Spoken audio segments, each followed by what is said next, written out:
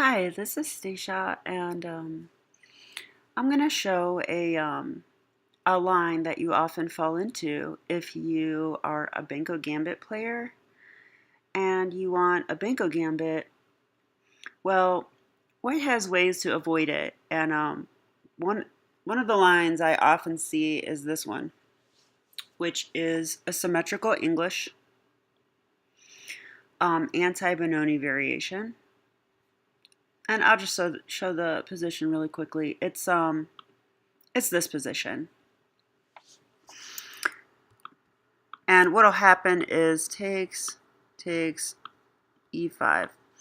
And you end up playing a position like this. So yeah, this doesn't look like a Benko Gambit. But let's go ahead and start from the beginning.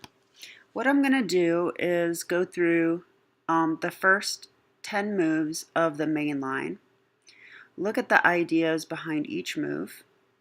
And in that way we learn something about the line and what we're trying to do, but also what our opponent's trying to do.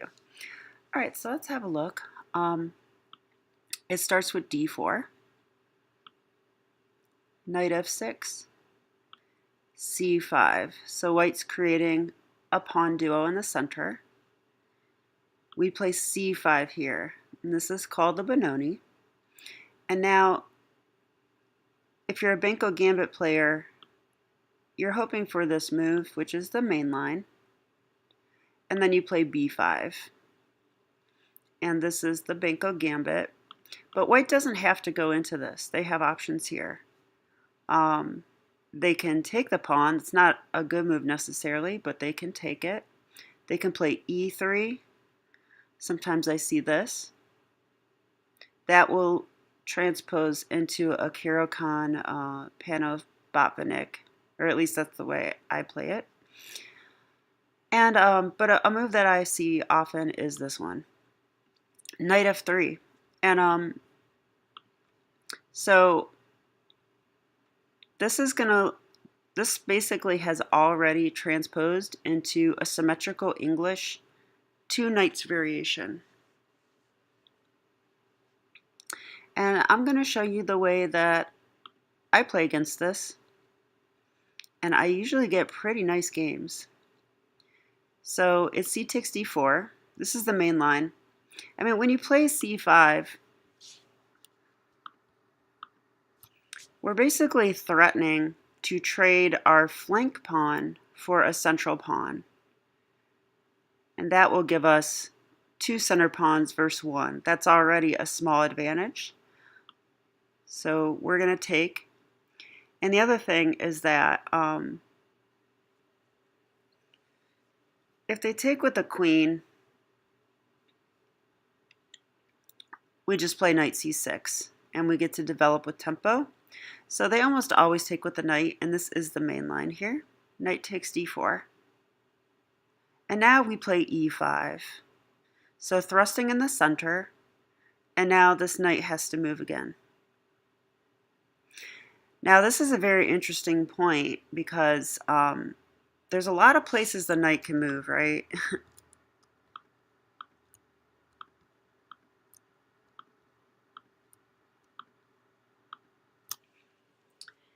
And the main line is actually knight b5, which is a little surprising. The other two moves that are book moves are knight f3 and knight c2. I think knight b3 isn't so good for White because it blocks the b pawn, and the knight ends up a little awkward here. And if the knight comes to f5, then Black will play d5 with a discovery on the knight, and it will have to move again or be defended. So that's not a good square. So the main line is knight to b5. This looks unusual, but White has a threat here. They're threatening to play knight d6, and after takes with the bishop, the queen comes in, and it creates what I like to call a queen wedge. And it's really annoying because Black really wants to move their d pawn, and it's blockaded by a queen, and it's just very painful. So never allow this move. And in fact, after playing a move like e5, this d pawn is weak and backwards. So black's going to play d5 right away. Just breaking in the center very early. It'll eliminate this being a weak pawn for you at all. And now white takes it. So they pretty much have to take it, or we can push in the center. Now here, I have a question for you. Should black take the pawn with the knight or the queen? Which is better? And okay, hopefully you said neither one.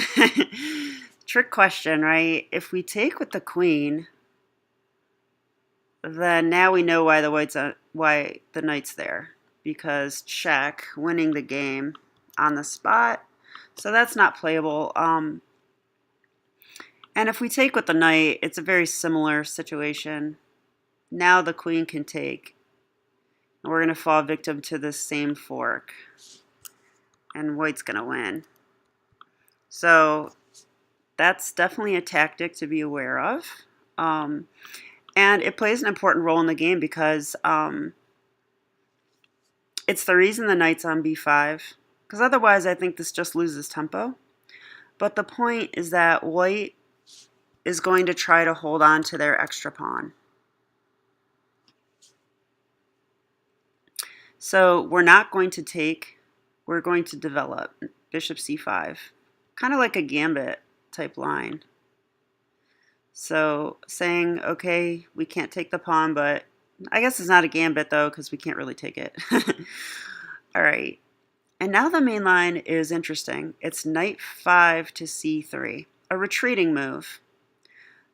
But the point is just to hold on to this pawn.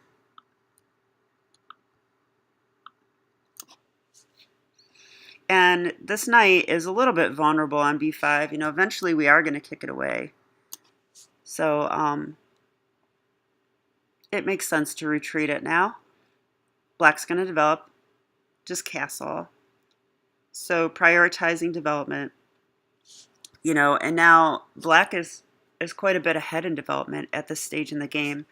I actually like black's position quite a bit, because anytime I see that my opponent has all their pieces on the back row and I have pieces in the game and I'm already castled, then really I don't care about winning this pawn back so much. What I'd love to do is break open the game somehow and just enjoy the more active play I have. I don't know that that's so easy to do in this opening, but it's something to think about for sure. So after castles, white should play, white's main line is e3. There's other moves too, like g3, h3, and even a3, preparing b4. But all of these moves seem a little slow. e3 seems the most logical, just developing the bishop, getting ready to castle on the king's side. So, okay. And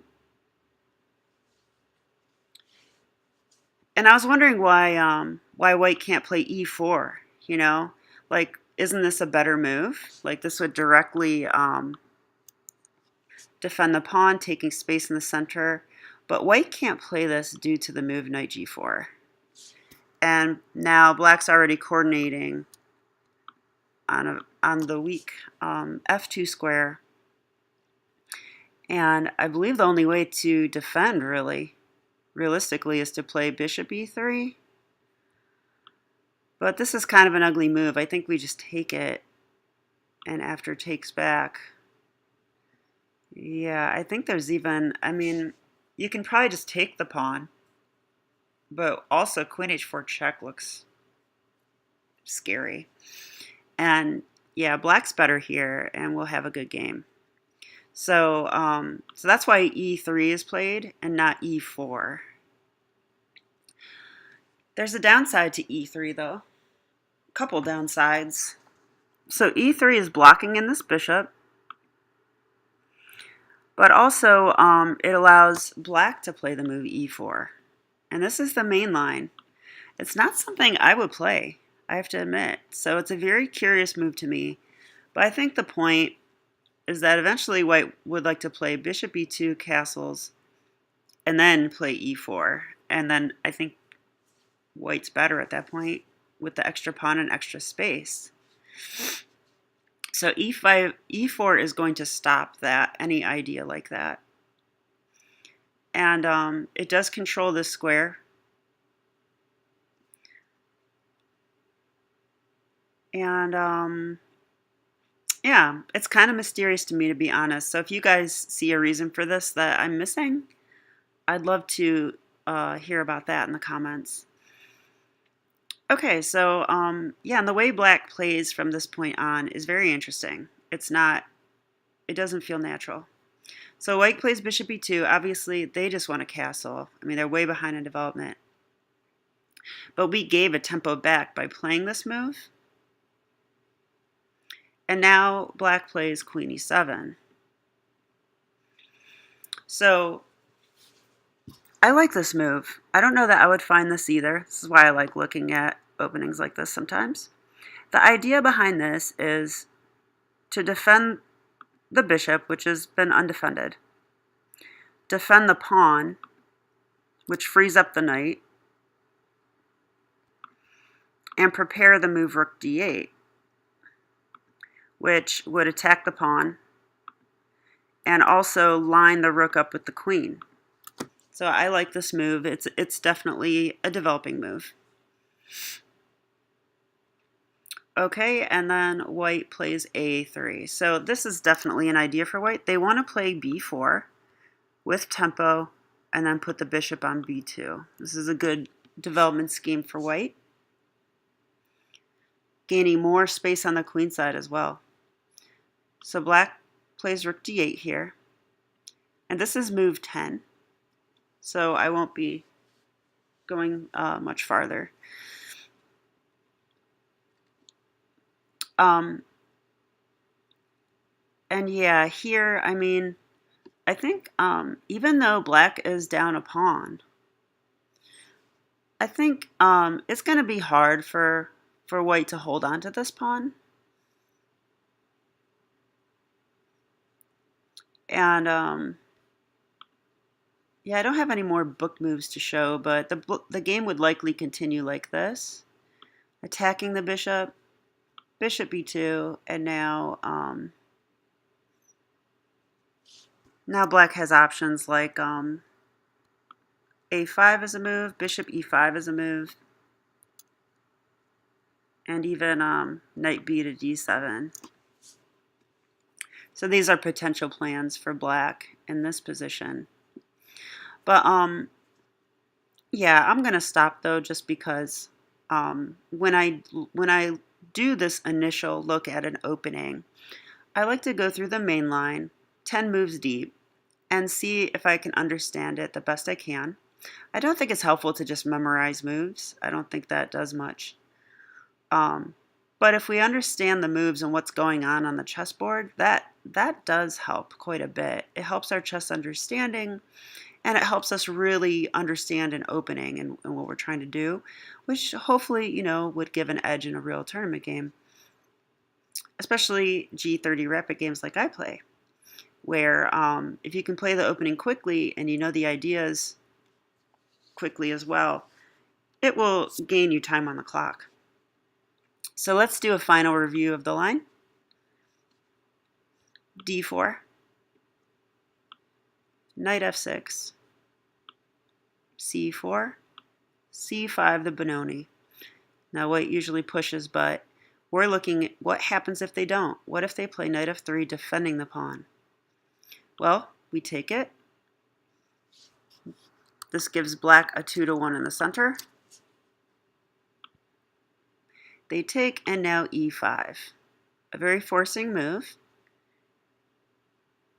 The knight has options, but the main line is knight b5 with a threat. And then, of course, this fork plays a role later. So we have to stop this, and we need to also thrust in the center. So d5. And d6 is playable, although I don't like this move because it would block in the bishop, and then this pawn is backwards and maybe weak. So d5 seems like the best to me. White takes. And now, a critical moment. Do not take this pawn because you'll lose the game, right? If you take. So we know about this little tactic.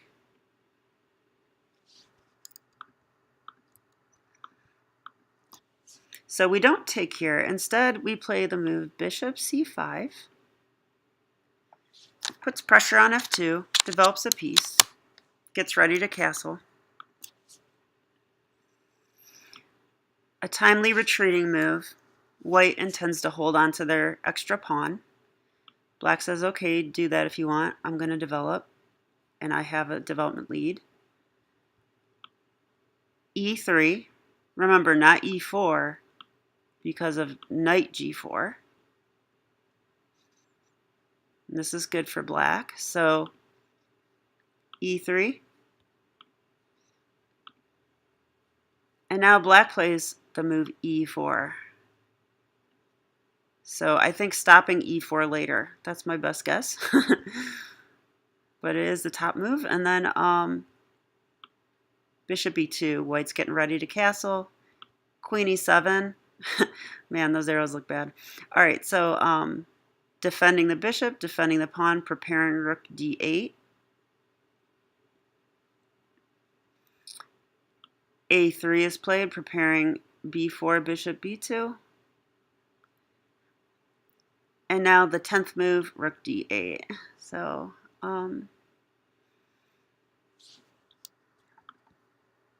so there you go. Again, this is called the this comes from the English Symmetrical. This was a transposition into it, and this is called the Anti-Benoni variation. And as a Benko Gambit player, I've had many games in this line, so it is a good one to know if you play c5. Well, if you open with knight f6 and play c5 on move 2. So I hope that this video is interesting, and thanks for watching.